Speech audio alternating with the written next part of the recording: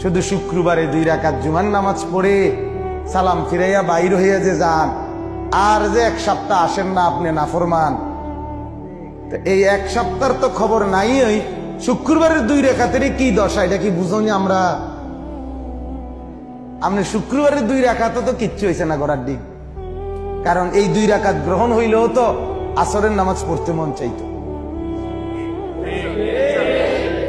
তাহলে আপনার নামাজের দশা কি? হ্যাঁ, আপনি হাজিরা দেন আইসা আল্লাহকে বুঝান, ঠাট্টা করেন আল্লাহর সাথে, মস্কারি করেন আল্লাহর সাথে, আল্লাহকে সোজা মনে করছেন, বোকা মনে করছেন। নাউজুবিল্লাহ। কি ভাবছেন মিয়া? কি ভাবছেন?